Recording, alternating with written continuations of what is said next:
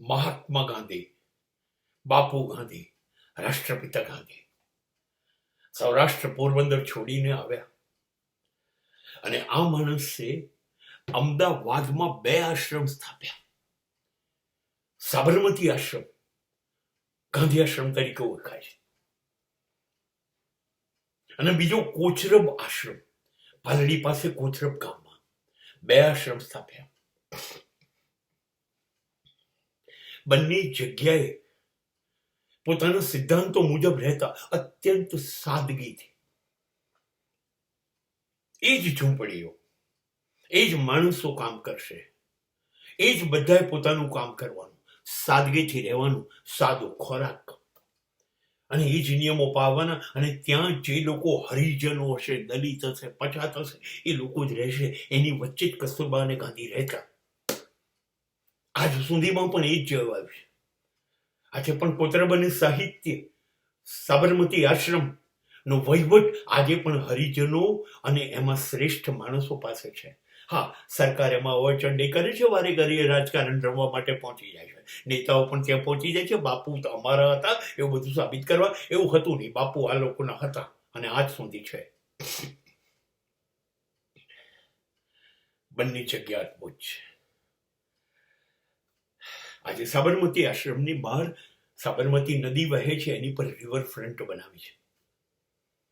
બહુ અદભુત કામ થયું છે. એને આશ્રમની સુંદરતા વધારી છે. ખરેખર તો આશ્રમની સાદગીએ સુંદરતા અદભુત રાખી છે. મને આ આશ્રમમાં બેસી રહેવું કિનારા પર તો ગમે, પણ મને કલાકોમાં જોવું પણ ગમે કે એક એવો કેવો માણસ છે જે રાષ્ટ્રનો પિતા છે, જે વિશ્વના બધા દેશોમાં એનું પુતળું ધરાવે છે. વિશ્વના મહાન નેતાઓ એના માટે પાગલ છે. મહાન નેતાઓએ લખેલા પત્ર કેટલું લખ્યું હોય, એમણે લખ્યું હોય એમ.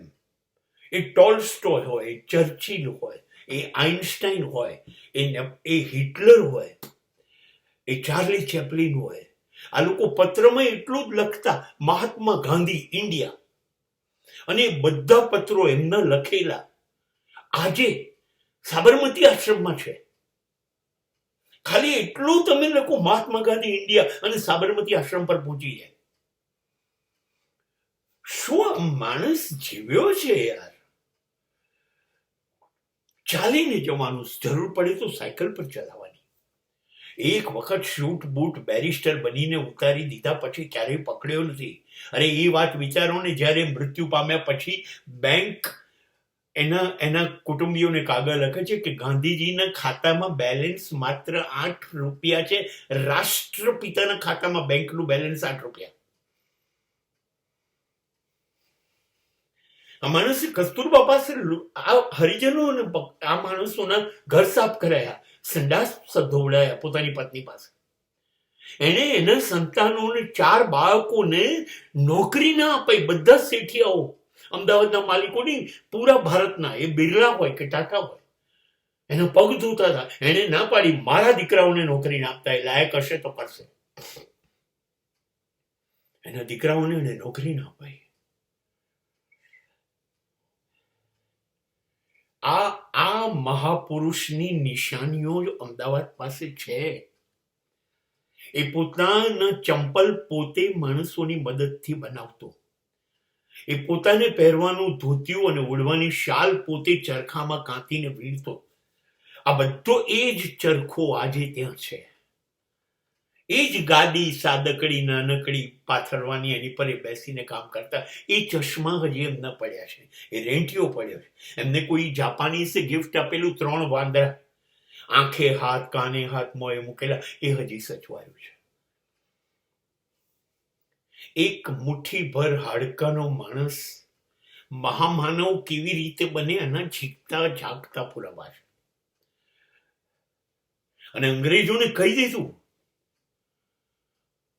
ભારત છોડો, મીઠાનો વેરો નહીં ભરીએ. અને લઈને નીકળી પડ્યો પોતાને મનગમતા માનતા માણસોને લઈને.